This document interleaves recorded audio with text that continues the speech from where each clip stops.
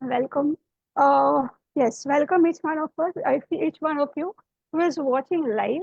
So we have an interesting guest with us today, Meenakshi, who is handling several things.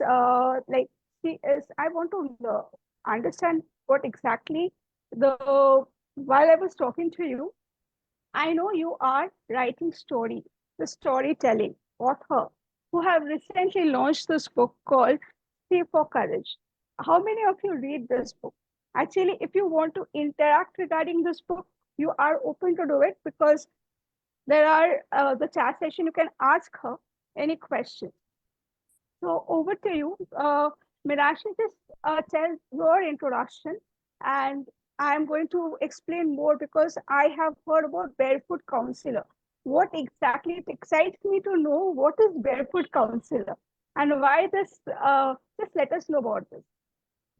Hi everyone, my name is Meenakshi, and as Debashmita mentioned, I am a storyteller. I've been in the field of narrating, writing, and crafting stories for almost 2 decades plus now. I'll take the first point up. Debashmita, you asked me what is a barefoot counselor. So I have a counseling degree from college.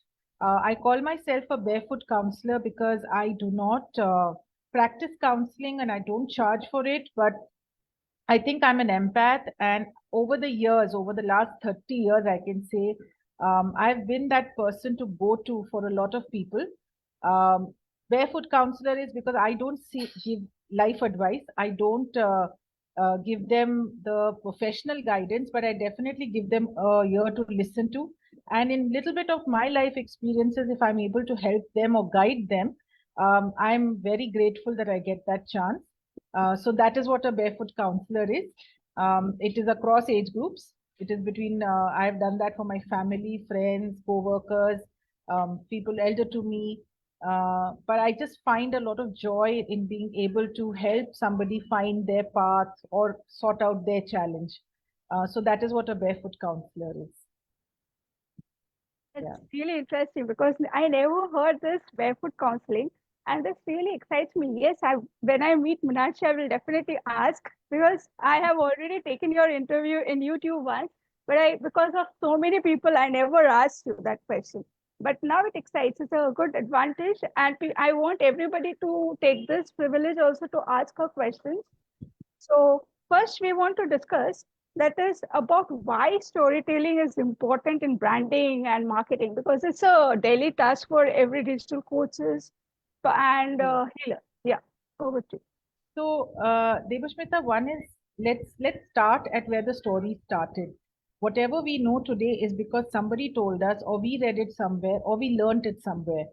And humans are fascinated by stories. They are not fascinated as much by facts, but the minute facts are put into a narrative that interests them, and it becomes a story, people remember it. I'll go back to the very simplest thing that I have learned when I was a child. This first story that we all must have heard in different languages, in different regions, there was once upon a time a king and a queen. And that we cannot forget. And the last sentence of that was, they lived happily ever after. And if I ask anybody who's watching this, do you remember what happened in Cinderella? Do you remember what happened in Snow White and the Seven Dwarfs? And different stories like that, that we all have grown up on. All of us remember it. All of us remember it simply because it was a story.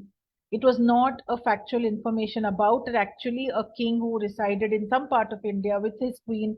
It was actually the way it was told to us. And I have been fascinated with stories ever since that age. From the age of 4 or 5, I have been very fascinated by stories from all over the world. I still remember that at age 5, 6, when we start reading, I used to love reading Russian fairy tales. I would love reading the Grimm's brothers fairy tales, which is actually originated in Germany, but we all think it's an English fairy tale book with all the fairy tales that we have grown up on. I used to love reading. My grandmother used to narrate stories of Prem Chand in Hindi to me, and that was the beginning for me to realize that if you want to get somebody's attention, if you want to communicate a message, if you want someone to listen to you, you better have a story. And that is where I'm fortunate that I started off, and I became an English teacher. I'm going to take a minute to narrate a small incident that I was teaching in a small town called Gwalior at that point, which was almost 25 years back. And I was teaching English in Hindi because the children over there didn't understand English. They didn't come from homes where English was spoken. So, as an English teacher, I had to translate everything in Hindi for them to learn English as a subject. And I was all of 22 years old. It was my first job. And to get the attention of 30 students in the class who think that you're speaking an alien language because they couldn't understand the English I was speaking. And for me to be ensure that they pass the exam, they learn, they grow, and they're nurtured, um, the only resort I had was stories. So I did away with the textbook. I told them, don't read the textbook till I don't tell you the story. So every story in a class 4 textbook, I would narrate to them. I would make them enact it. I would change voices and share the story with them, and then get them to open the textbook and start reading and learning it. And today, after 20 years, I still have those students who come and tell me that we've never heard such stories ever again, ma'am. It was only in your class. Um, so that's a small proof of pudding that when you want to talk to somebody in a language they don't understand, the first thing that comes to mind is let me narrate a story, and it will probably help that person understand what I'm trying to say. So today, after 25 years of working in different fields, I'm very confident that anyone and everyone who has something to say should use a good story. This reminds me of something that is when we are talking about the story. Okay, you have the voice modulation, right? Yes. So, yes, you spoke about this and rhythm. If we rhythmic ways, if we are using, because I am also a Montessori trained, the similar story as you have shared in this book, a little goes with me as well. I started my career as well as a teacher, deputy teacher, like when there was no teacher, they used to call me an honorary service. But I love to be with the children. But anyways, then I thought of, no, I have to go, and that school was integrated. Okay, for the yes, this comes very important part where integrated schools. Okay, because here many people who are watching the Hmm. coaches, they are basically dealing with the ADHD ADHD children. Some coaches are the parenting coaches. Okay, for them, how much it is important to means helping them in the storytelling. So, so over to you. So, very interestingly, I must tell you that I have a nephew who's today 18. And when he was a little baby, and when we would want to feed him his food, I would resort to stories, and stories that I would just make up on the go so that he would listen to me and eat his food. For parents, especially, children are so imaginative and they're so full of stories themselves that if you try to tell them what to do, they will not. But if you weave a narrative around them, if you show them a happy ending, so to say, they are more prone to listen to you. Being a teacher myself, where I've taught young kids and having nephews and nieces in the house, I have done a lot of experimentation that when we used to instruct or try to tell my nephew what to do, there would be a chance that he would retaliate in his own childlike way or throw a tantrum or not want to do that particular task. For example, giving the child a bath. Now, for parents, a bath is such an important thing, but for the child, a bath is not important. For a child, play is more important. Spending time today, especially on devices and TV, they don't give bath a prominence that parents give bath a prominence. So, how do you make a child start liking his bath? So you talk to him, at least I did this, that I used to talk to him about how elephants bathe in the lake. And I would narrate these imaginary stories of the mother elephant throwing water on the baby elephant and for them to splash in the lake and to stay in the lake and feel cool about it. And I used to weave stories around water and bathing and use animals and use fictional characters for him to believe that bath is a very good thing, bath is a fun thing, bath is an enjoyable thing. So that is how I have seen, or I can suggest that is a way to get to a child. Make him or her see the play in it, see the fun in it. Eating food, I mean, these are small common problems for parents that they face. And studies, for example, academics is very big, and every parent wants the child to study and excel in academics or do brilliantly well. But after a certain age, after a 10, 12, 13 years of age, if you tell the child study, they think of it as an instruction, or they think of it as a command. Now, how do you make a 13 or a 12-year-old make for them to enjoy studies, for them to feel that study is great, academics is brilliant? It's a very tough thing to do, but try to use a story, try to use a narrative, and please, a word of caution: don't use your story. Please don't tell your child, "I used to do this when I was a kid, so you also need to do it." That doesn't work. The story has to be of somebody bigger, better, imaginary, and I have seen that work. And today, I think my nephew tends to listen to me a little more, simply because whatever I tell him, I try to weave an incident or I try to weave an experience around it. So, yes, for parents, it's very important to make your children feel involved. So, every time you want them to adopt a new habit or adapt to something new, try using a story. And rightly so, that Debashmita said, modulation and rhythm, which is there inherently in all of us. Uh, when we're angry, our voices go up. When we're sad, our voices go down. When we're happy, our voices sound shrill. When we are laughing, our voices sound very different. So, like right now, I need a little water, sorry. Good. That is, we are hydrating ourselves. And yeah, Thank you. Um, so try to use those kind of modulations every time you're talking to your children or trying to narrate a story, and trying to get them to do something. My apologies, it's no, dry. no, no, absolutely fine. Because this is something, no. Yes, last time Geeta also came with her voice was not able, she cannot convey the message, but still she was forcing her voice. This is what I think it's something to do with the weather as well. exactly, because it's India now is in the we can say that we are on the sitting on the burners. Okay, it is so hot. Yes, it Yes. is. Yeah. So we can give the story like this to the child also because something good. Because if we are giving a bad story, it will impact a lot. Yeah, and now, yes, I want to tell you one thing.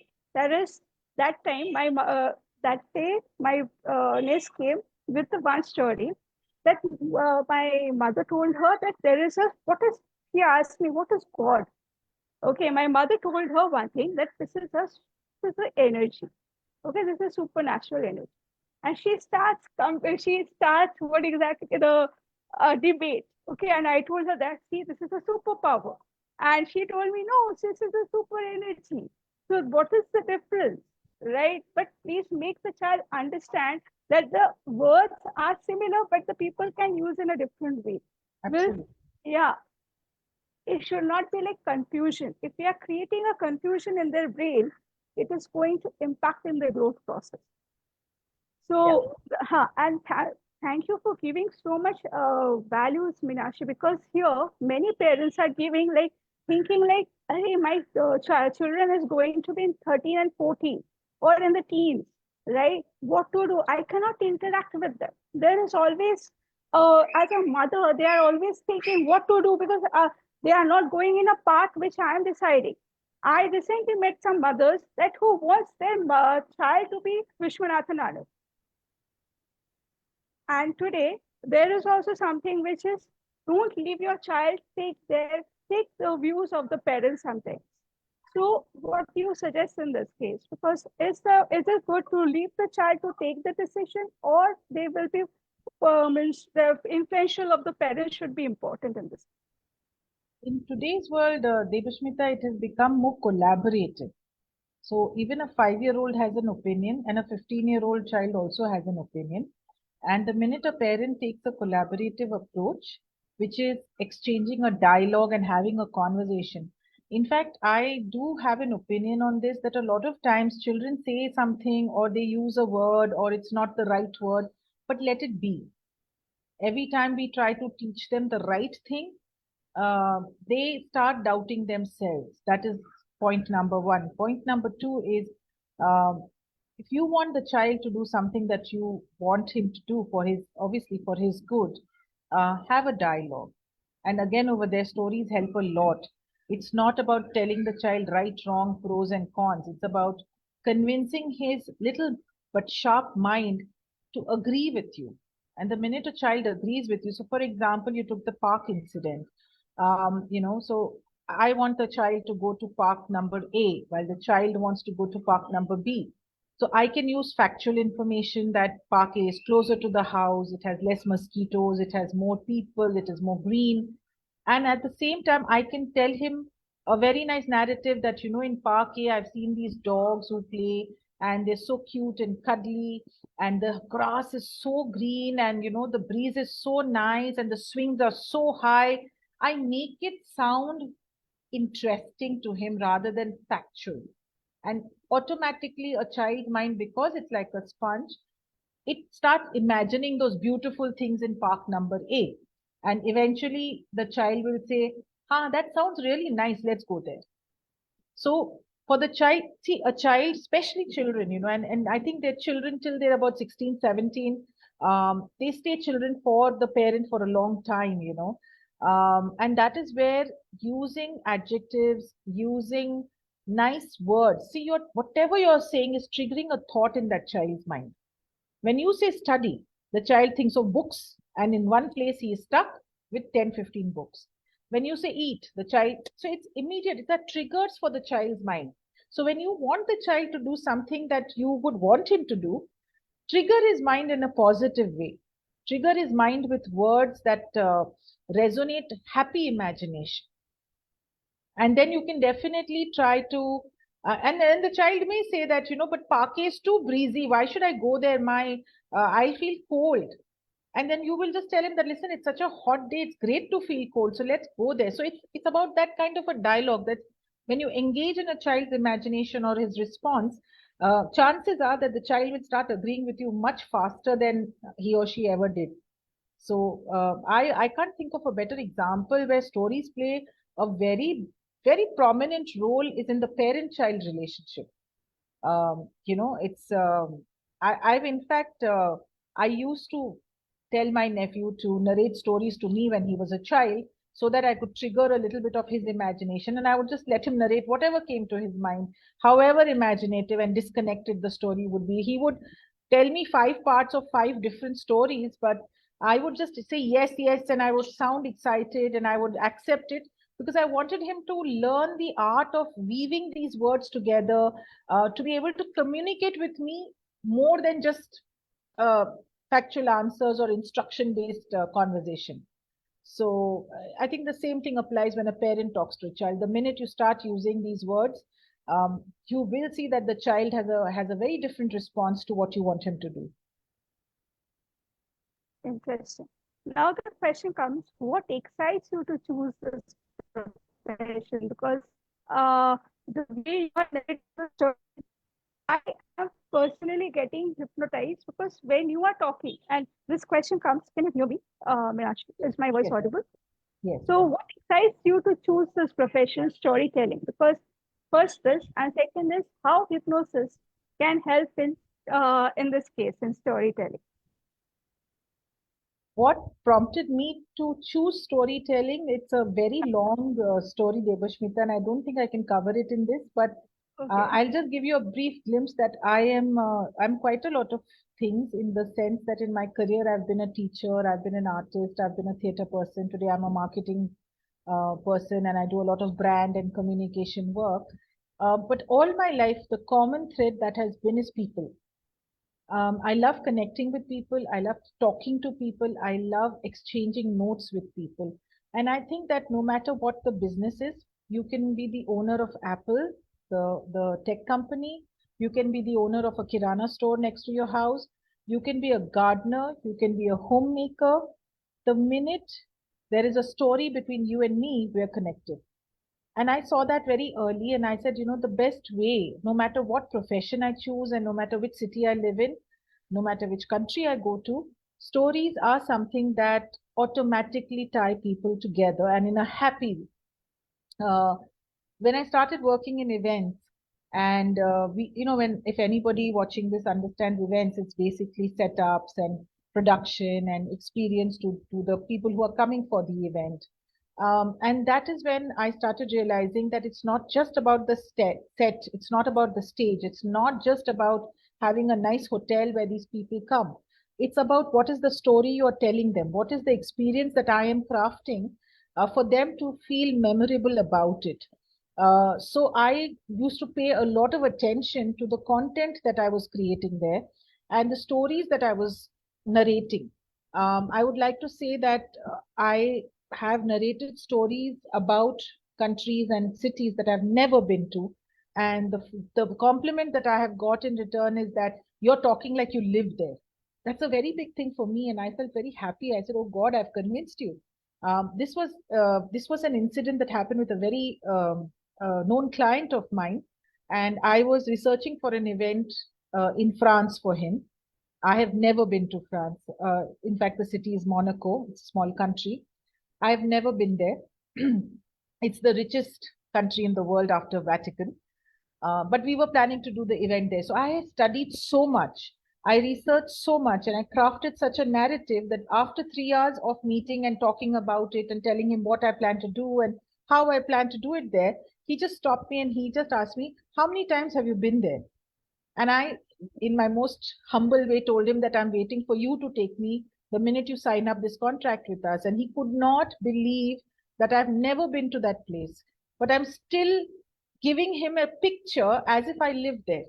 So whether it was the lanes of that city, the culture of that city, the people of that city, the historical land, I had kind of read up so much and woven such a story that he was he was shocked actually. He said, I can't believe you've not been there. The way you're talking, it looks like you are living over there.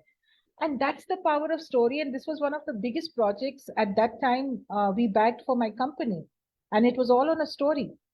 Another organization, which is a very big organization, it's a very big FMCG organization. It's number 2 in our country. And I was doing an event for them. And, I can only say this, that 100 years of their history, I captured in a poem.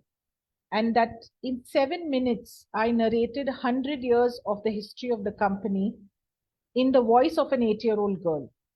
When I said this to the MD of the company, he didn't agree with me. He said, are you mad? 7 minutes and 100 years, how will you capture so much data?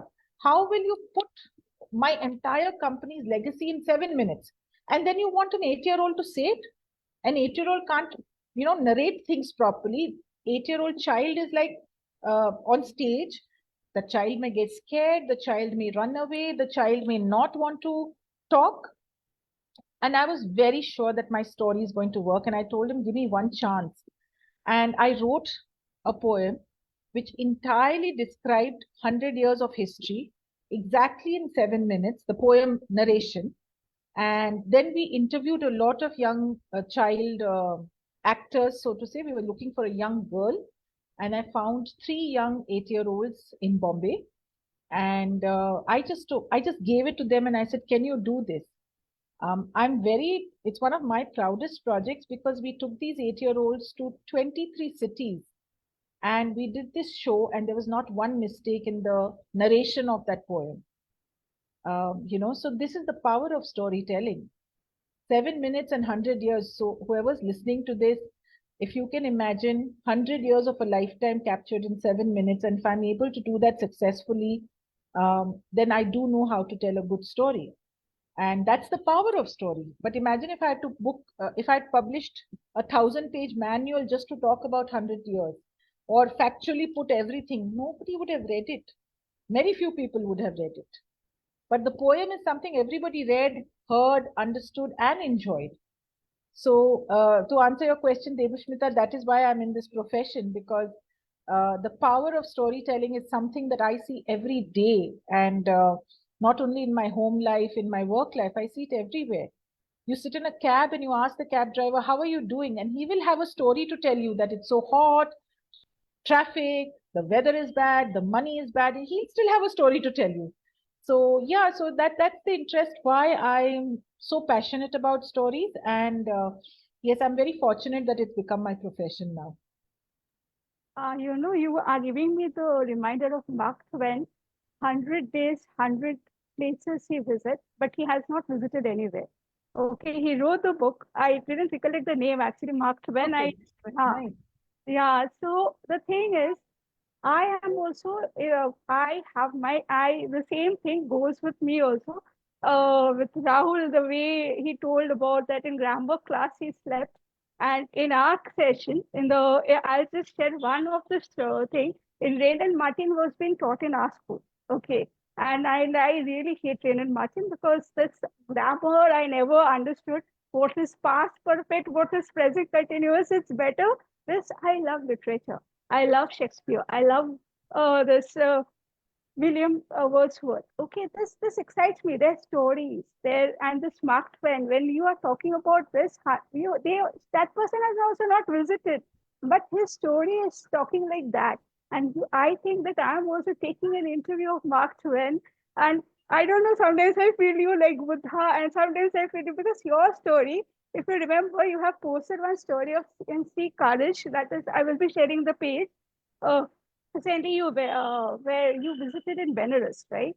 And you just narrated that the way you have written that I was saying that I was there in your place because it was like certain things were happening, and it like okay, I am there, and then this is what is happening, and it really giving me a different zone because your book also the same thing, placing your in your place someone placing someone, no, ourselves.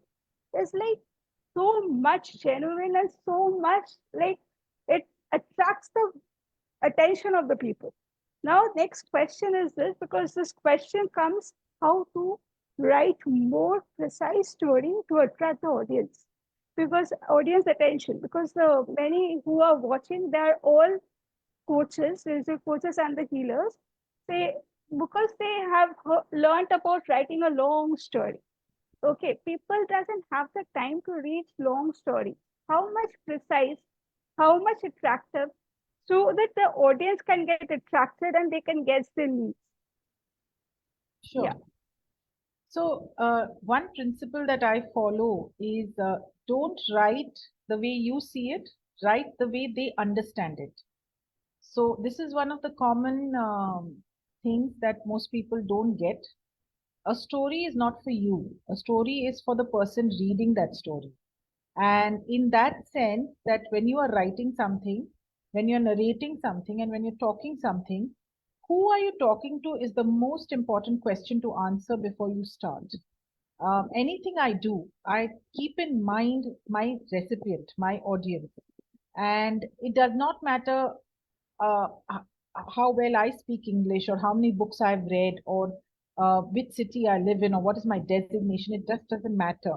The point is that am I writing for who am I writing for? Is my audience an educated audience? Is my audience a homemaker audience? Is my audience, for example, I had done a project for a cement company where they wanted to talk to painters and carpenters. Basically, get them to buy the cement or the contract workers to buy the cement and use it in construction. And we were running a campaign for that. The team at the cement company told me that you need to come up with communication, which is exactly 2 lines, because none of these boys and girls, men and women read, or they don't even have the time to read, even if we give it to them. And the communication has to be in Hindi and Marathi and Gujarati and all the regional languages because they don't know English. Many of them don't know how to read English. Quite a challenge that was. But what my benchmark was if I can fit it in a visiting card, that means I've communicated right because that is all they can read is those 4 words. It's like saying that when a person who's standing at a beauty shop, taking a break from his painting job, and the max of his attention is to see that scan. Nowadays, we all use UPI, or to see a board that says cigarette milti hai, 3 words or 4 words max. And that was my brief that I gave my team. And then eventually we made a 3 word campaign that was printed everywhere. So it's so important to understand who are you talking to. Um, One activity that I do, and I'm sharing this as a personal exercise that I do, is when I have a thought, I first write it down and I don't stop. It can be 100 words, 200 words, 300, but whatever is my main message, I just jot it down. Then I kind of come to saying, okay, this should come in 100 words. Then this should come in 50 words. Then this should come in 20 words. And when I reach the 20-word mark, is when I know that this is the right message. No matter what I was thinking, it was this message that has to go to my audience. It seems very cumbersome. It seems like, oh God, itna likhna padega, so much you have to write. First write this, then write that, then write that. But if you do this a couple of times for a couple of occasions, you start understanding how your mind works. Some of us, we love to use proper English, long words, long sentences, complex sentences. Personally, for me, I'm somebody who hates complex sentences. I like my sentences simple. I don't like my sentences more than 6 words or 7 words because attention span is that much. I love using a comma. I love using full stop. I love using a colon simply because the human mind is trained to take a pause. If you have too many sentences, people lose attention. For coaches, for parenting coaches, for any kind of business owners, it is very important that if you are talking to a parent, please understand that the mindset of a parent is so complicated and cluttered because that parent is not just a parent, that parent is many other roles. So if you want to grab his or her attention about parenting, uh, use some words which are related to children, childhood, nurturing, love. Uh, the word parenting can come back often in your content. Use hooks when we are crafting messages.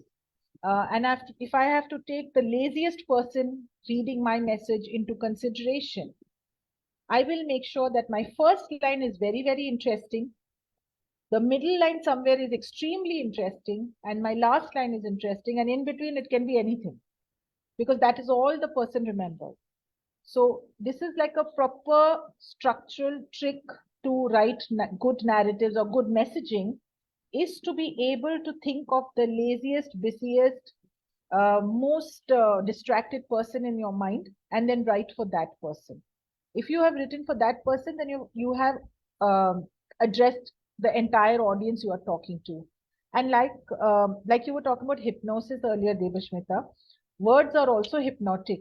There are when you write something, you actually capture someone's attention. So in writing also hypnosis works a lot. People who are in the practice of NLP or use hypnosis, you keep mentioning Rahul, he uses a lot of hypnosis, but in words as well, which is why I said that if you're a parenting coach, don't use cliched words like, do you want your child's future to be brilliant? Do you want your child's, habits to be the best? Because that sounds very advertorial. As a parenting coach, it has to be very human. It has to be very emotional. And there is nothing like emotional words becoming hypnotic.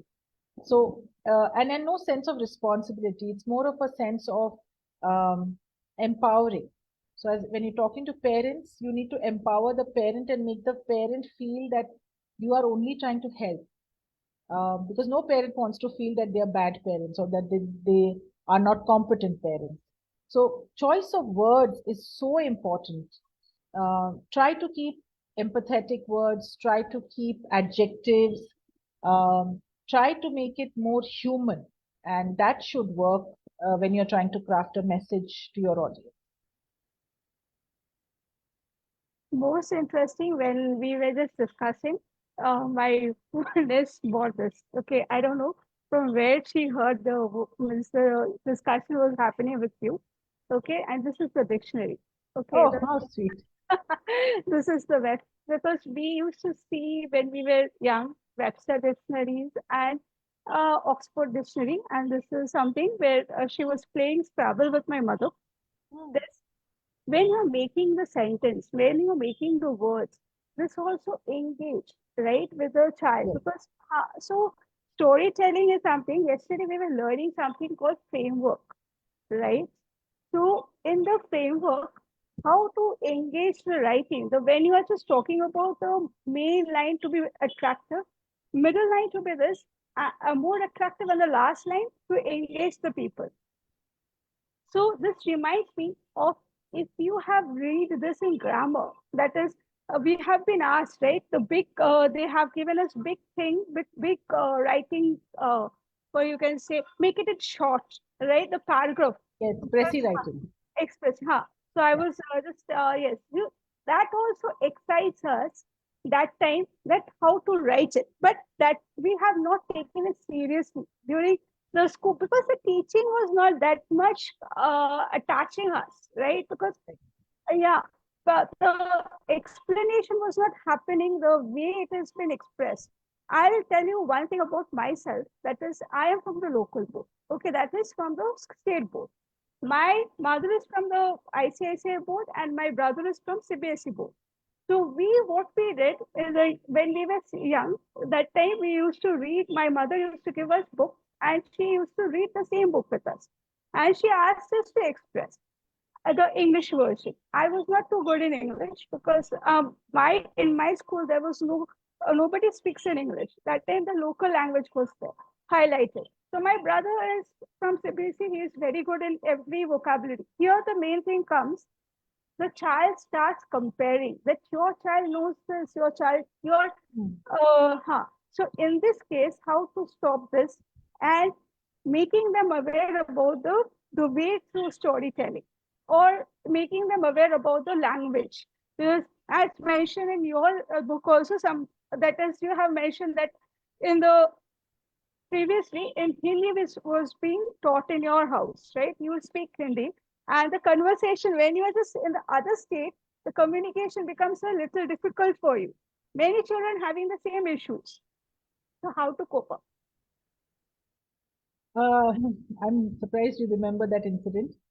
But so one is, of course, each of the boards that we have in our country, and now IB as well, the international, board. Um One thing, this is, and this is a message for parents primarily and guardians, is that I think all the boards have a set of education policies and protocols which are not bad. State board is not bad. ISC is not bad. CBSE is not bad. IB is not bad. There's no comparison. It's just the way there are. In fact, today it's great because you have choice. And the choice is to be able to choose certain, because when we were growing up, CBSE had the best maths, but ICSE had the best English. State board had the best regional and history. So every board has its own focus, while they don't ignore the other subjects. But I think that is something we need to first accept, that there is no board that is bad. Eventually, it is education, and eventually, it is about us trying to empower our children for a future that they can build on this education that we're talking about. Um, I know you mentioned this, that I actually come from a Marwari Hindi speaking family. And when I was growing up, we only spoke Hindi. And I went to a kindergarten school that was again Hindi. And when I joined school, and it was a English medium school, no one spoke Hindi over there. It was very difficult. 3 months I just kept quiet because I didn't know what to say. I didn't know how to talk. I didn't understand English at all. And then eventually it made me feel like quite bad, but I'm glad that my teacher intervened and checked what was the problem. And once they figured out the problem, learning a new language is never difficult if you have a little bit of help. So especially when children are picking up languages, third language, second language, like I'm in Karnataka now, and Kannada is a language that is spoken here. In fact, in Bangalore, Tamil, Malayalam, a lot of languages are spoken with a lot of ease. The idea is to be able to help the child make, again, I'm going back to the same thing, make it fun for the child, make it interesting for the child, make it simple for the child. He or she doesn't need to know the grammar of that language unless it's academic. But if it is about first learning the language, let the child fall in love with that language. My personal experience, that at age 5, when I finally picked up English and I said, okay, I have to speak English, I have to learn this language, I have to study in this language, I have to communicate in this language. Um, it was so passionate that I ended up being an English teacher, a communication expert, a content expert. So it was passion for the language, the love that probably my mom and my teacher helped me spark. That is, it don't get scared. It's just a language, and that is so important to make the child feel very comfortable about learning something. Not just language, but yeah, it's very important to make them feel that learning is fun. And having been a teacher, having been a student who had difficulties in the early days, I do know that once learning is fun and once you have someone to guide you, it's such a lovely ride through. So yeah. Your book reminds me many things because this book resonates. The thing is, when we are talking about story writing, we talk about how your story is resonating with someone so that the connection builds and we can do the business easily. So this book is something which is exactly something from my heart connects with you because this is something. Yes, Meenakshi also like this. Yeah, Meenakshi also feel like that because many people doesn't want to go to the school. I never ever love to go to the school. My the fact is, uh, I don't know exactly. I was an autistic child, and the teacher was not properly. Maybe there was not mistake. That is a feedback. I don't use this word anymore. There was maybe there was no such connections was happening. So I don't want to go to the school. I don't like to. Even if I I was like to sit with the other people, talking to them because I am also a very talkative girl. Every time in my uh, what to say, the report card comes like she is a very talkative. Can't control her. So and the thing is, no, I don't know from where they have come to know about that my brother is at home and I want to stay back home because he's actually 3 years younger than me. And I'm not able to accept my brother. Maybe I don't know what exactly the reason is, but now I can't stay departed from him because he is my life. Now that time the school phobia, how to remove the school phobia from a child's mind because this is like why to go to school? Is it important to go to the school? Because there are certain ways of teaching at home, like we know Robert Ago. Okay, he doesn't have to visit to the school. He learned from home only. Home education they have taken. So what you message for them? Because storytelling is important in this case. Is it important to be there in the school or to be there in the home to learn something, education, or there are certain curriculum right now because um, to become at the young age director of the organization. Is it important to have education like this? If you ask me, storytelling is a part of every aspect of our life. And when you have, and I'm sure this is for everyone who's listening to this, we have certain teachers we just can't forget simply because the way they were, they become role models for us. And my memory of teachers, I'm very blessed. I had some very, very good teachers in my school. I'm very blessed that when I became a teacher, my students took to me and they still have a lot of love for me and a lot of respect for me. Um, Going to school is, I can say that it establishes a foundation for a lot more than just study. It teaches a child life skills like collaboration, teamwork, standing on your own 2 feet because you don't have parents to protect you.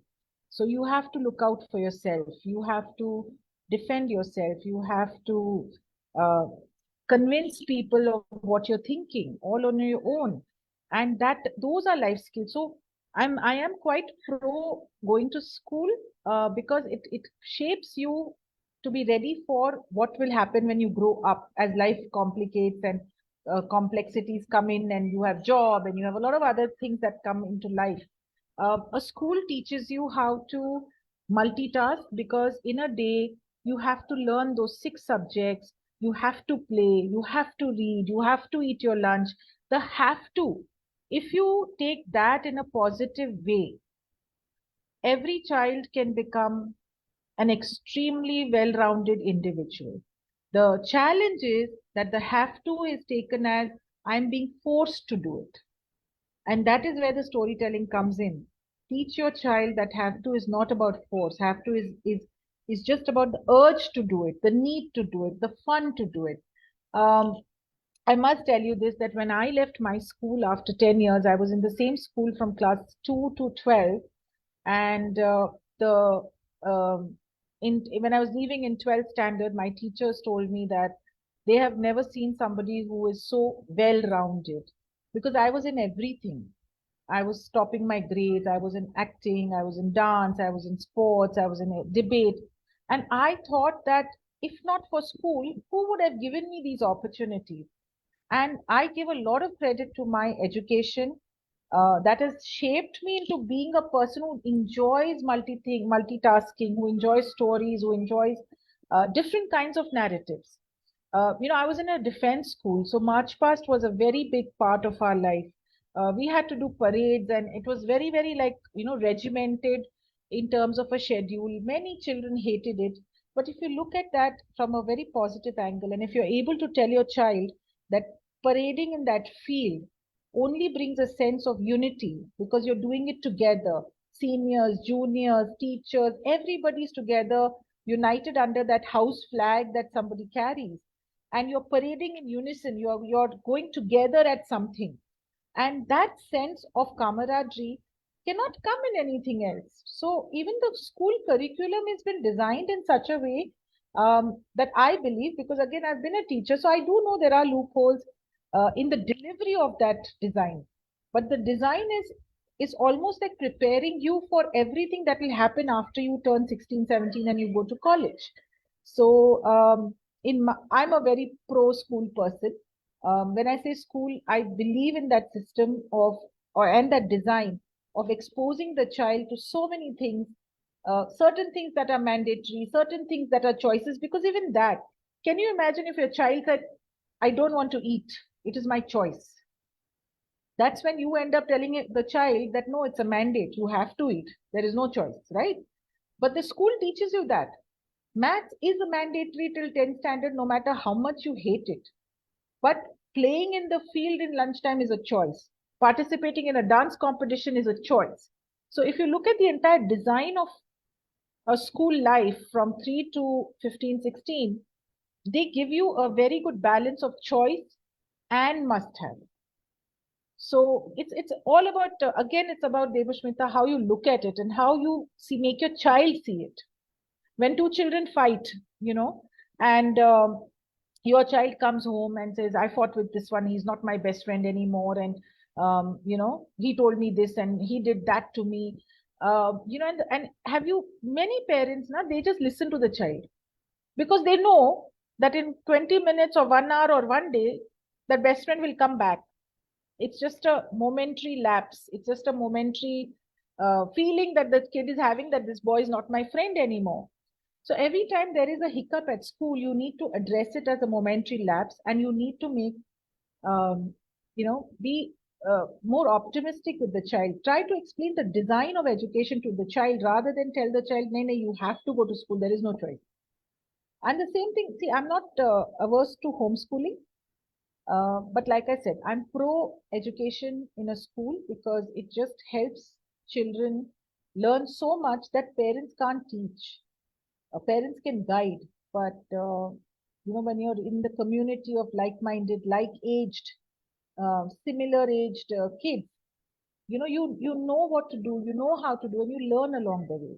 So the school phobia is actually in the hands of the teachers and the parents. I don't think children never have phobia. It's the experiences that make them think that they don't want to do something. So going back to that if the story script, the narrative is optimistic, happy, from the teacher, from the parent, from the school system, there's no child who will say, I don't want to go to school. I can assure you that they would love to be with their friends the whole day. Mindful with the time. I'll just ask you this question will be a last question here, but we have other thing because I have already mentioned about there is something called cancer awareness. That is, we will be doing this shortly, and this is not the end because we are going live in LinkedIn and Twitter also. There's the values which you all are giving should be exposed to other people as well. That's the reason this is not the ending, but this is the beginning. You can say like this because people not have to because uh, people need to know this. People has the urge to know this to give their parenting properly. And I'm happy to have Meenakshi here the way she is telling. And as this is the last question, which is not here for here, you are coming from an army background. Your father was into army, your grandfather was into army, right? No, Uh, no, they weren't into army, but I've studied in an army school. okay. So maybe I have misinterpreted that line. So yeah. So another which comes in my mind, that is while we are talking about the goal setting. Okay, when the goal settings are happening, then how much it is important to have the uh, outlook of if you suppose if somebody is from the army background, how much it is impactful for them. This goal setting, hope you can understand this, or you can reframe the question also. Sure. Yeah, yes. So Yeah. I want to tell you, Devishmita, that my family, there's nobody in the army, but I've lived a very regimented life. My parents were very strict. My grandparents were even more stricter. We had a fixed time to eat, sleep, drink, bathe, play. Everything was to the dot. So, though they were not from the army, I have been brought up as an army child, I think. And then I studied in an army school. See, goal setting is something that is very important. It's not about how soon you achieve your goal, but you have to always have a goal. And when your child is growing up as a parent, you will have goals for the child. You should teach your child to have goals. And it's not how well you achieved it, how good you did. It's about reaching those milestones and a child, and it gives you a sense of accomplishment. So, what I have learned in my life with leading such a regimented childhood in school and at home. At home we had to get up at 6 a.m. Sundays we were allowed to sleep till 6:30. Afternoon we were not allowed to nap for more than half an hour.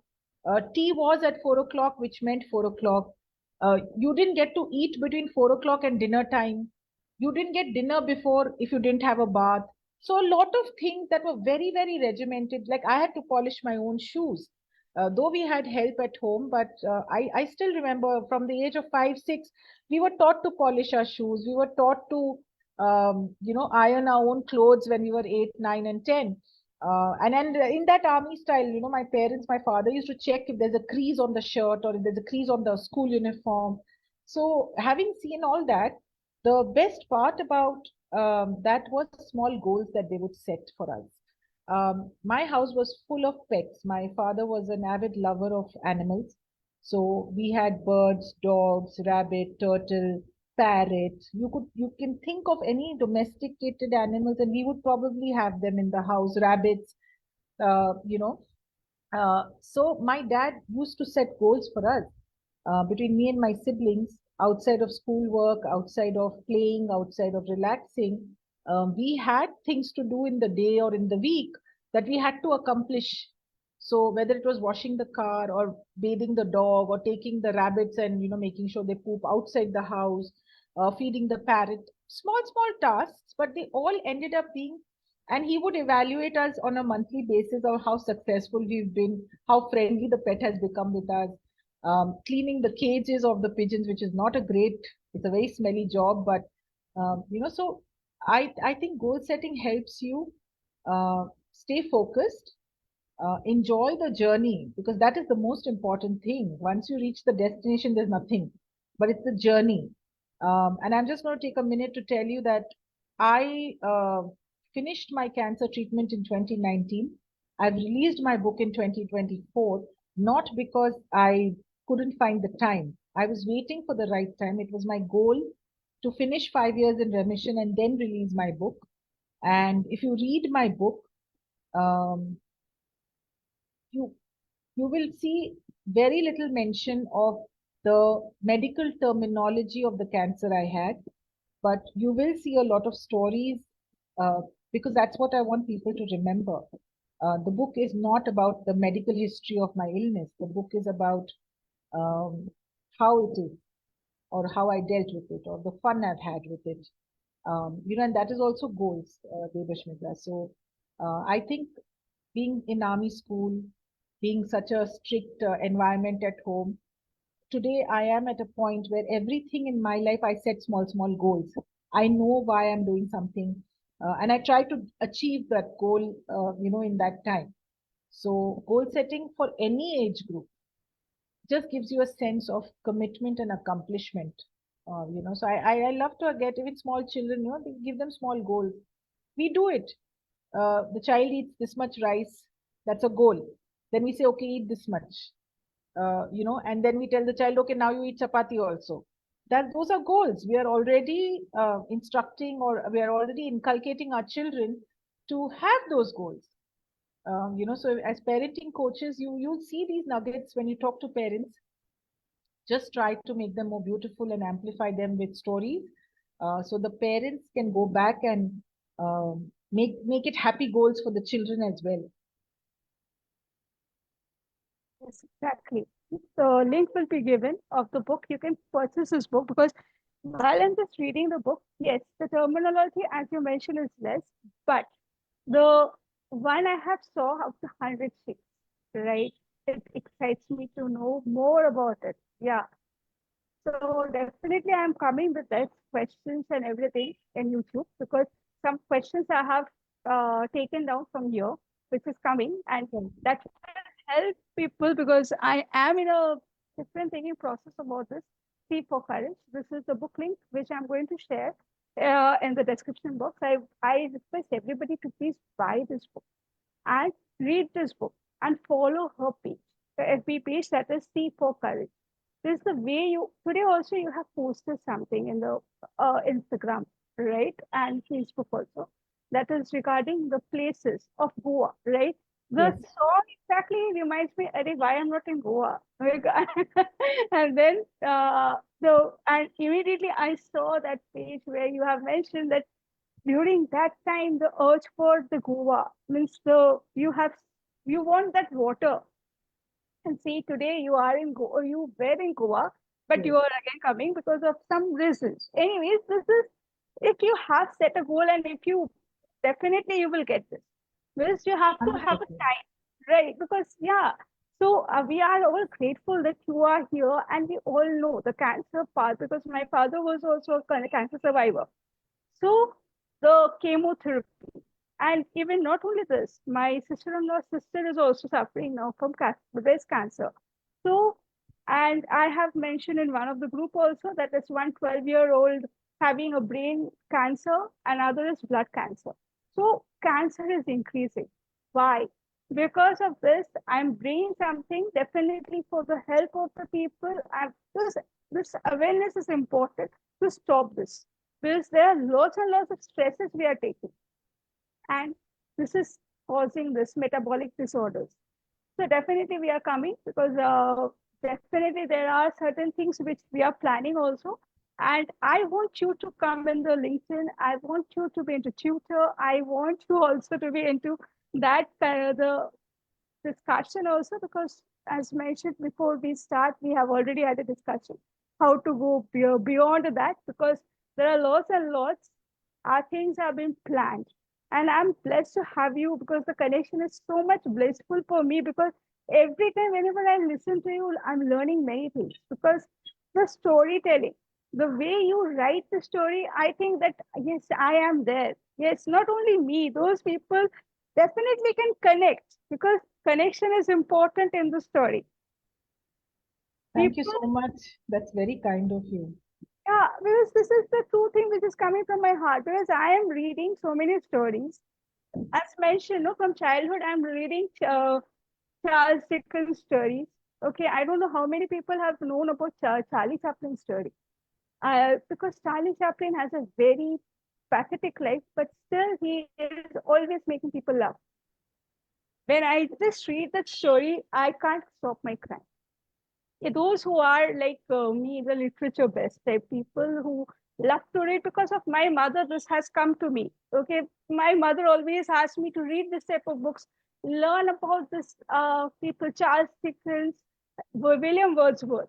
Okay, Yes. this I love them because of the way they have mentioned their stories. Literature is more important because if I start talking about, and I love to listen to different stories also.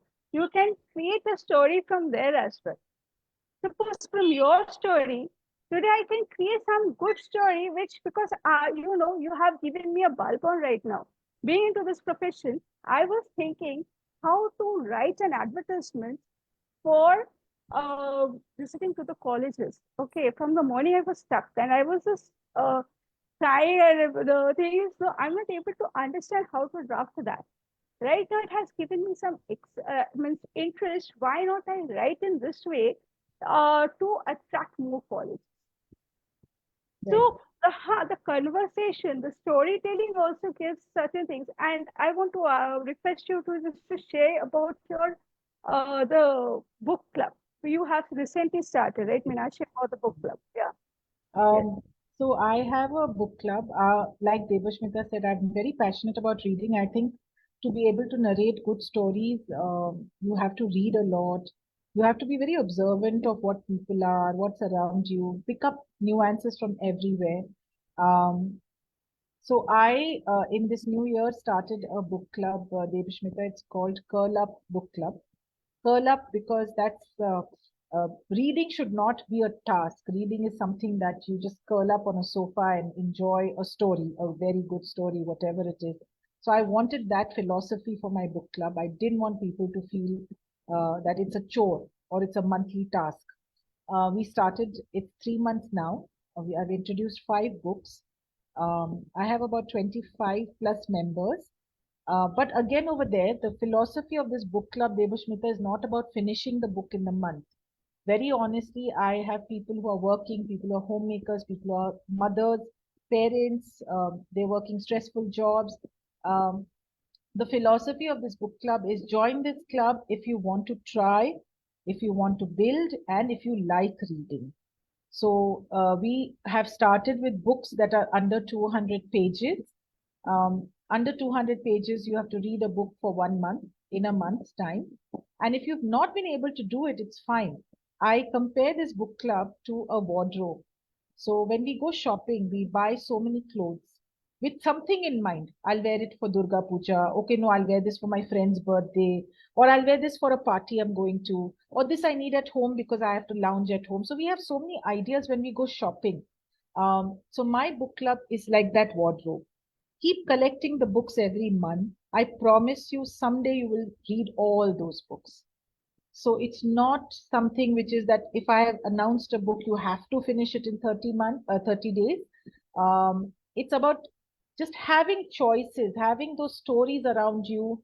And I'm seeing that in 3 months, I'm seeing a lot of members who have started enjoying reading. And that's what I want in this club. I want people to enjoy books, to enjoy stories, and I'm getting that feedback that, oh yeah, thanks to you, we've picked up. I'm really enjoying this story. I really enjoyed the last 10 pages I read. So that is the philosophy of my book club. And I always tell them that don't delete the book, just leave it. Like that pair of jeans you'll wear someday. So the book is also like that. Someday you will read it. In my own house, I keep so many books. I keep buying every week. And every time I buy the book, I'm very excited that I want to read it. Though it takes time because there are already so many books I want to read. But I love looking at my bookshelf that, oh, I have so many books.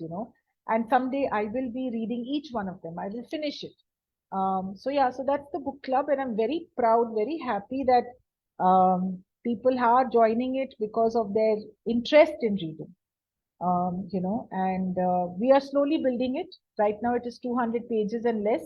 By June, we will introduce 300 pages ka book, and you know, let's see how that goes. But yes, keeping it optimistic. That was very great because I still remember that they're from Telavati Hospital when I returned back to Chembur, miss my case. Then in that traffic, lots of people come with the books, right? Yes, yes. I Bombay is had full of that. Bombay is yeah, full of that. yeah.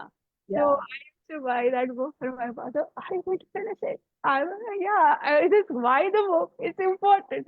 And I love to travel in train. And she was telling me, I don't buy book. Don't buy book because I know. Isn't it tempting when you see so many books in the Yeah, hand? yes, And it's so tempting to say, "No, I want to buy one book, just one book more, you know."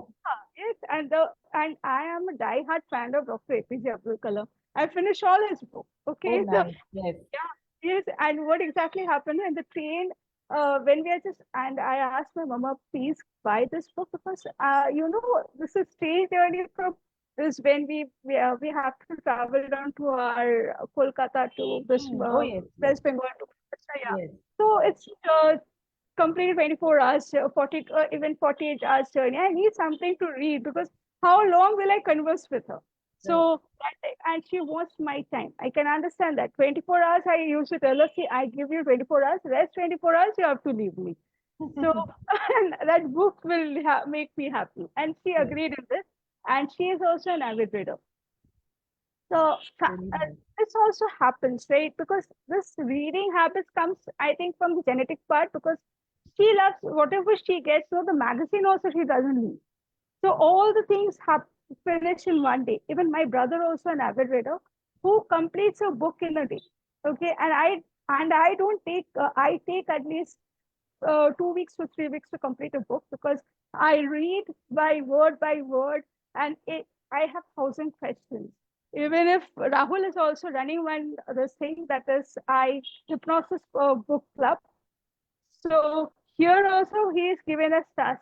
So he knows that we all need time because the same thing, because nobody is in a hurry, right? And the way I saw the club is good because those who are not avid reader can join because this book excites you. Books, the story you can also make your story from reading those books. And definitely, yeah, I would request you to share that link also in the chat session so that whoever wants to join can join this club. For that, I think they just need to WhatsApp me. Yeah. I don't have a link as of now, but if somebody WhatsApp me, I chat with them on WhatsApp, and then once they agree, then I add them to the book club. So it's the Absolutely. number. And I just want to share one interesting story that you were talking about. So as a young kid, I used to read a lot.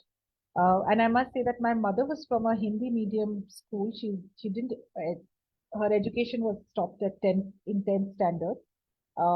She has refused me a lot of things when I was growing up. Clothes, shoes. She would always say, "Nahi, why you want so many clothes? Why you want this? Why you want that?" The one credit I give her is that we used to go to this lending library, and she used to get me 2 books a week. But I used to read so fast, like your brother, like you mentioned. In 2 days, I would finish the books. So in 7 days, in 4 days, I finished 2 books. Now 3 days are left, and I don't know what to read. And I would sincerely request her that, can you take me to the library, please? I really want to read. That is one thing she never refused. Though we had to go 3 kilometers in those days, and she had to drive me to the library for me to choose the books. But that is something she never told me that I will not do for you, or why do you want so much? And I give her a lot of credit that despite the fact that she was not formally educated, in a college or had a degree, she understood my passion for reading, and she really encouraged me. She could refuse a new dress, but she would never refuse a book.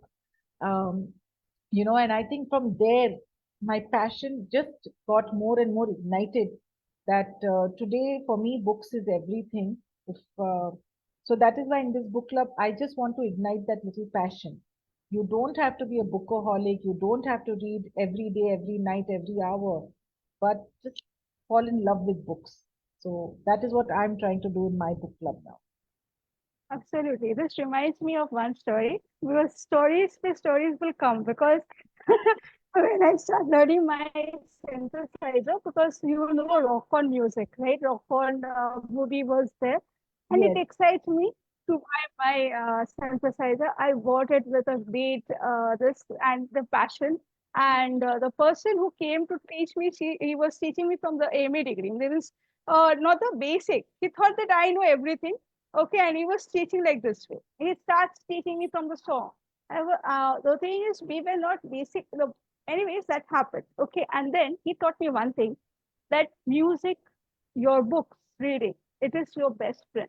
Make it your best friend. Everybody can leave you, but these two things will not leave you. For a lifetime, it is like if you read books, books will give you energy, can give you that knowledge which you are thirsty for. Because we all Yes. are thirsty, right? Even if now the urge, because after 3 days, what will I do? Because my book is completed. Now you are blessed that you got it. Okay, but many people doesn't. Because though I met various people here, that is, they are all studious, but due to certain reasons, they are unable to read it because they do not get the money to buy, or even for the higher studies, they cannot move. So definitely, for them also, we will be planning something.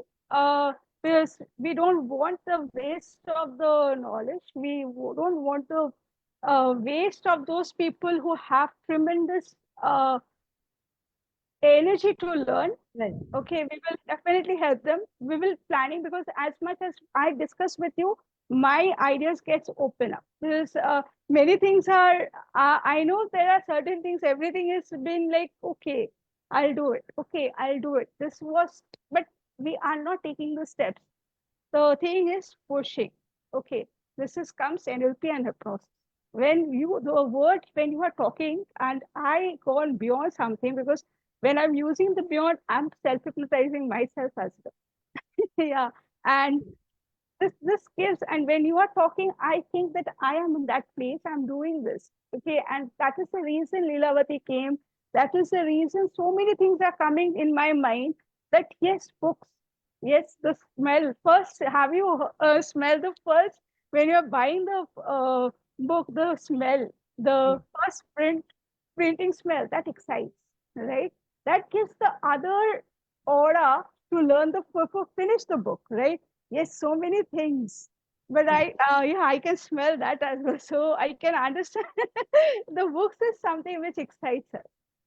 And Yes. many people doesn't feel like, no, we are not avid reader. That is the reason they stay back.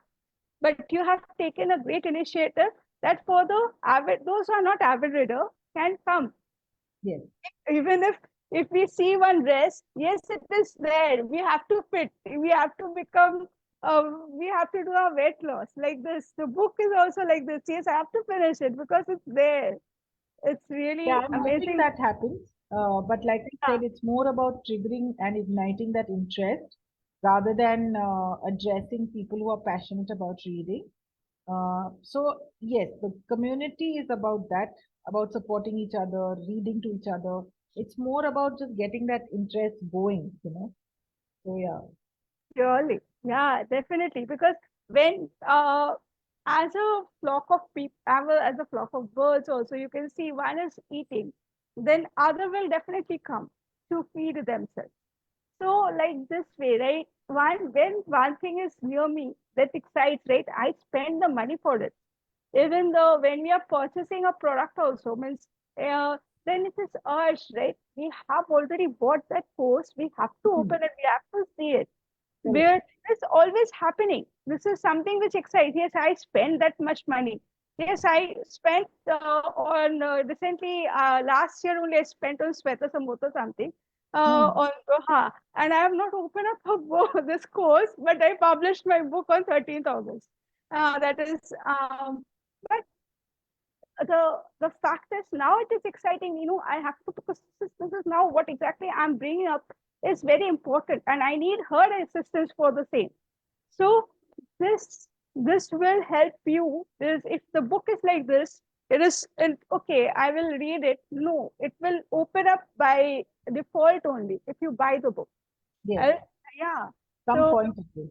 yeah, definitely. Please connect with Meenakshi for getting that book because she is helping in this case.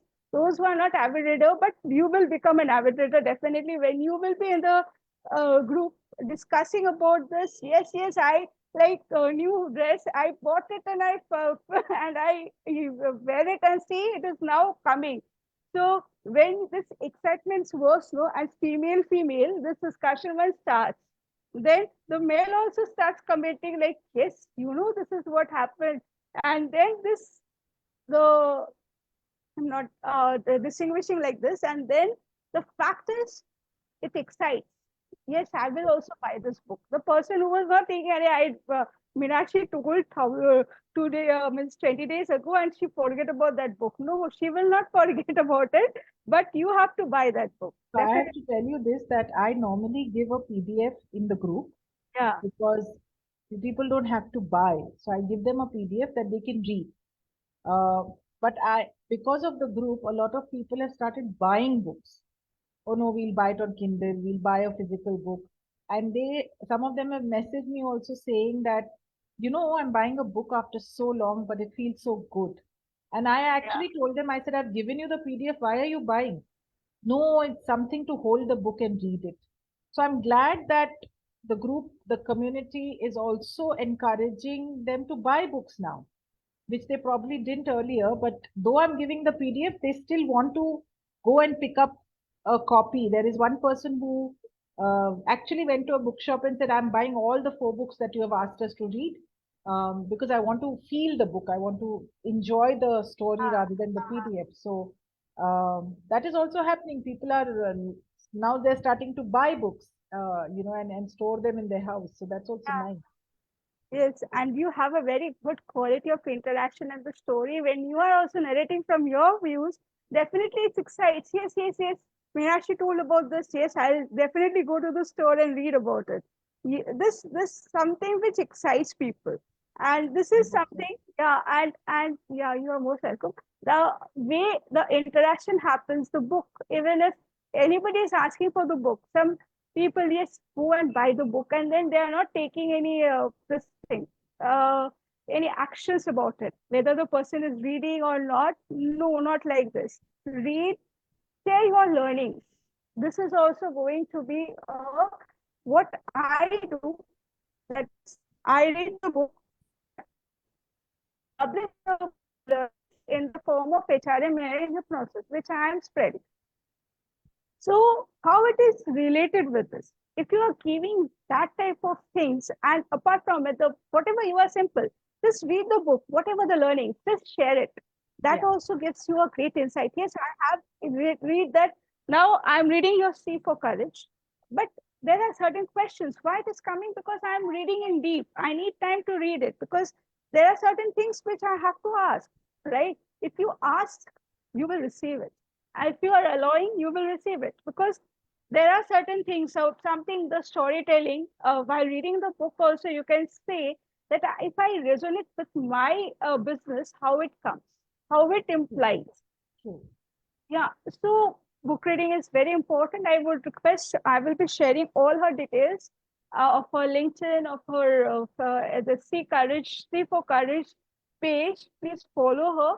Because her writing will give you a greater this Balbon moment. And I will request you all, if you are getting a Balbon, please mention this in the comment section. And please go to her page and give that will motivate her to give more and more values because yes. And third is, and I would request you all to just to follow her. Please buy her book. This is, if you think this is really important, yes, because please read the book, understand what she has written, because this each and every word has a different meaning and it is giving us interest because I can't leave the book because I was started reading at 2 o'clock and I thought of by 3 o'clock I will be okay. I'm taking a rest and then because I'm writing questions also.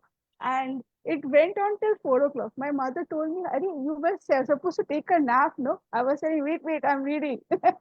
So this Thank is something no interesting. Yeah, because interest is something which you are building, right?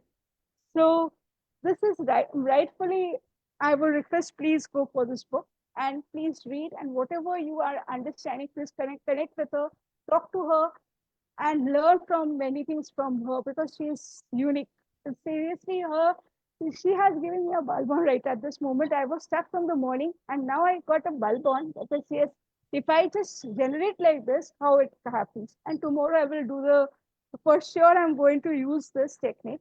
And let me see, because first two lines and the last lines, definitely this, this is Try it something, and let me know. yeah, sure, sure. Why not? Because this is something to you as a testimony.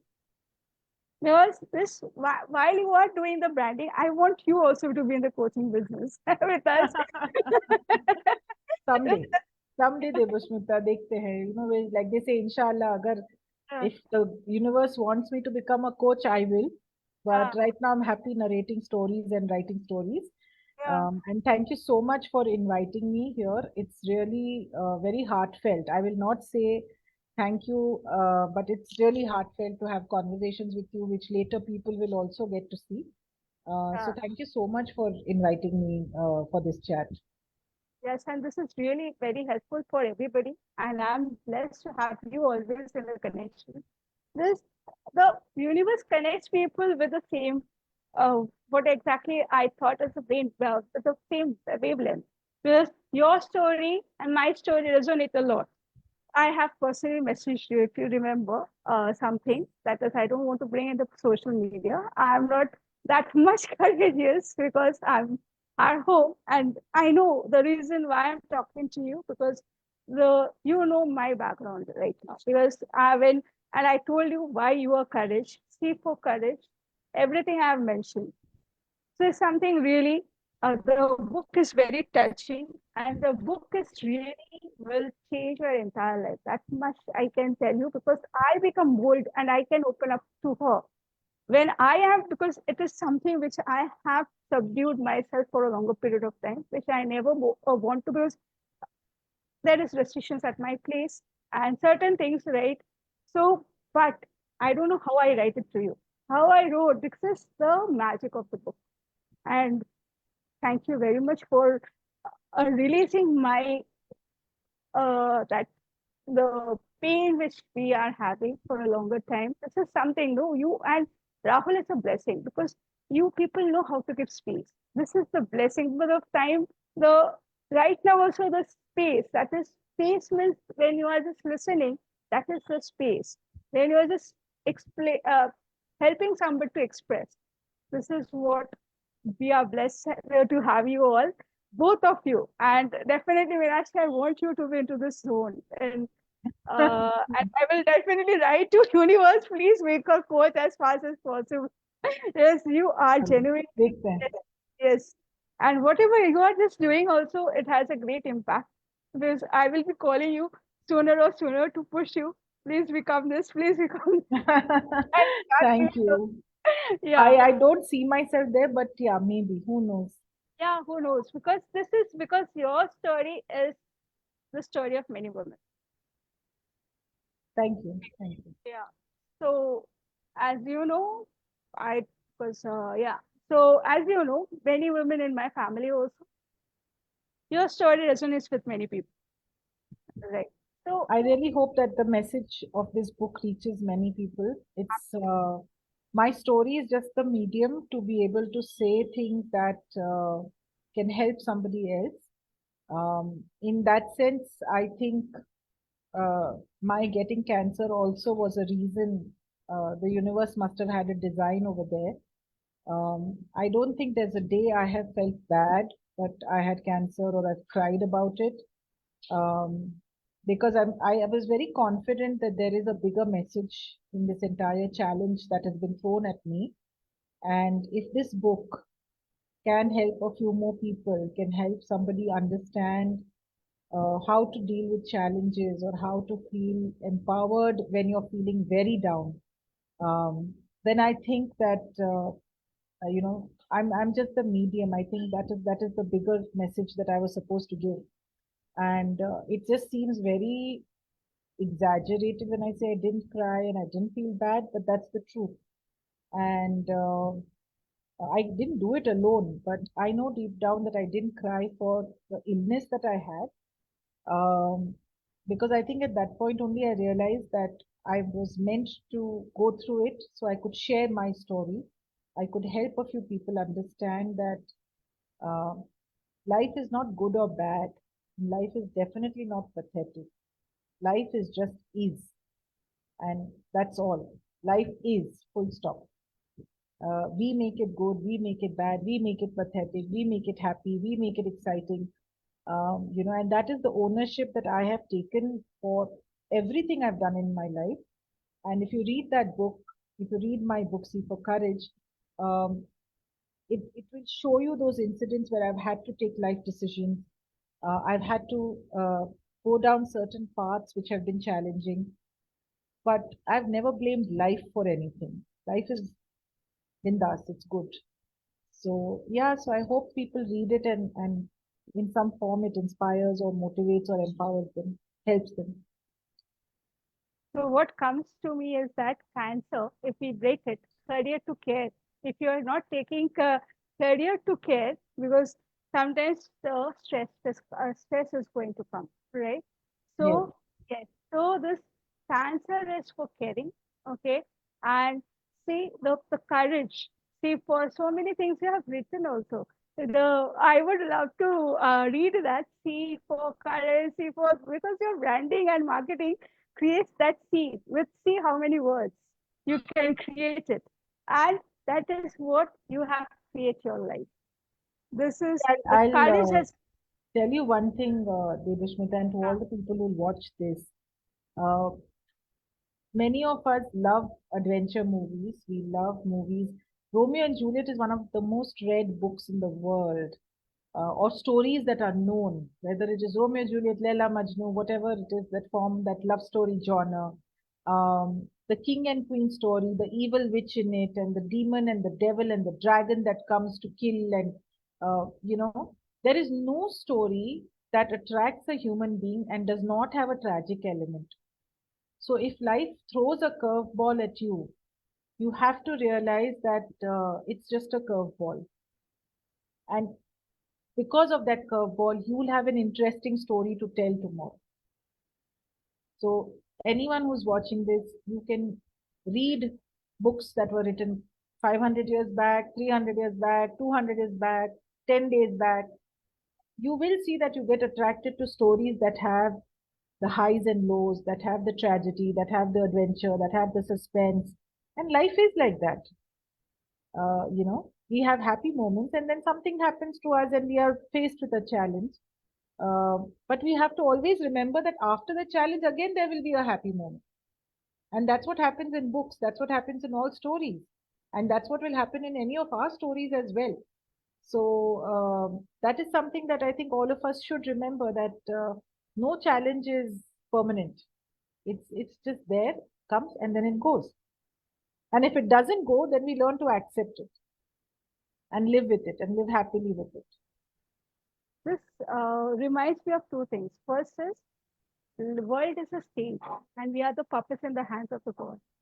So we have to face all the things whatever is coming and going and let go of, right? So the hurt whatever we are getting, if we are just repenting for this past we have this, then we can't live in the present moment and we enjoy the present moment. And another thing that excites me about the way you have narrated the word, that is the the last word I just remember. Just can you just repeat it, Meenakshi? I was talking about challenges and Yeah. that if they don't go away from our life, then we learn to live with them and accept them. Yes. And you have spoke about this to Rahul, right? Live with purpose. He's the sorry? Live with purpose, right? Yes. So yeah, this reminds me of this word, live with purpose, right? This live with purpose is so much important. If you are not living with your how to serve your purpose, it is meaningless. Life is meaningless, right?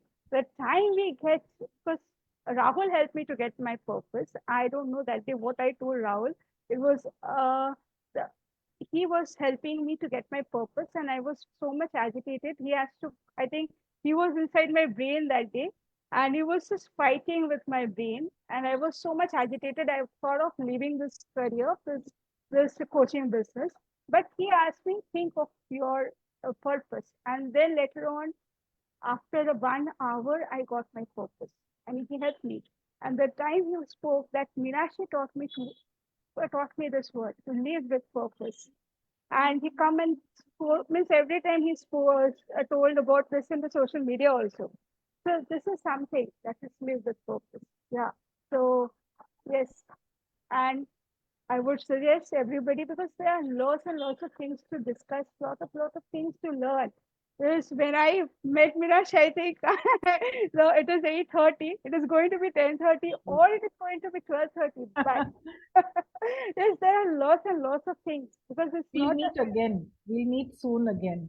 yes, surely, because I have planned it for LinkedIn, I have planned it for Twitter, I have planned it for Instagram, and I have planned it for the other because in the YouTube in the separate sections, okay, everything will be we I have planned it accordingly that is reaching to the maximum people. And this book, I want everybody to read it because if there are million people in the world or 4.6 billion people, 4.6 billion people should read this book because this will inspire them getting the knowledge how to write a story. Because storytelling is something which is important. And if as much as you are giving the the factors, I love the way you have expressed yourself about reading the books. That is read in a leisure time. At least give 5 minutes for reading. It will be helping you to develop, giving you the ideas to create and to motivate others to read. This it's like coronavirus. One person affected to 100%. This is book is like this, right? I love this book reading because the fact is it is imbibed within me. And if I have the tendency, I bought the book of one of our mentor, and I told, see, this is written here. Can you read this? Can you read this? And this excites the one to buy that book. Yes, so interesting. So interestingly, I can. The thing is, no, uh, just go. That is the reason I'm telling you to just go for this book. This book will help you to even in the lavish time. Please read it and join her club. And she will also narrate in such a way it will help you to build your imagination as well. So hope to meet you soon, Meenakshi. And Thank you so much for inviting me. yes, And and thank you all for listening. yes, definitely, because they will definitely connect with you. Because all the things will be there in the description box. Please follow her. Please learn something from her because she has tremendous knowledge. I can understand. I can. The thing is, no, I can get that vibes because I know my brother. One day he finished so many books. And you, how many of you have read this Asterix? Okay, this Asterix books. Because we I love to read comics also, right? So there are certain things, right? Now, like if we read the books like the comic book also, it will excite you. Every book has a so what to say the essence of different information, right? So we'll meet again because storytelling, when the storytelling comes, it's really interesting for me as well because storytelling stories are imbibed in our body. Like this story, then this story. We will discuss about this comic strips once Yeah. in our one of the meetings in I think in Instagram we will talk, but this type of discussion we will be doing it in LinkedIn and Twitter in a very formal way. Is that will give more clarity because in LinkedIn I saw your post little miss where it excites. Yes, this is the story I want. Yes, this is gives me that interest to know more about it. To know more because when I saw your Benelux one, then I was thinking, why don't I visit there? This once I was imagining myself there, and then I thought, no, I have to be there.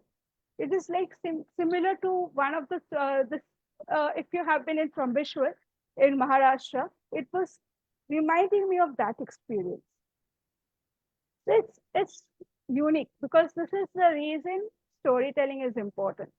So Meenakshi will meet you soon in any other yes, definitely. And Thank you. I love to speak with you and I love to have a chit chat every time because I know lots and lots of there to learn from you. So Please follow. Thank you so much. Take care, everyone. Have a good evening. Thanks, Debushmita. Have a great evening yourself, and we'll connect soon. Thank Yes. you. Bye.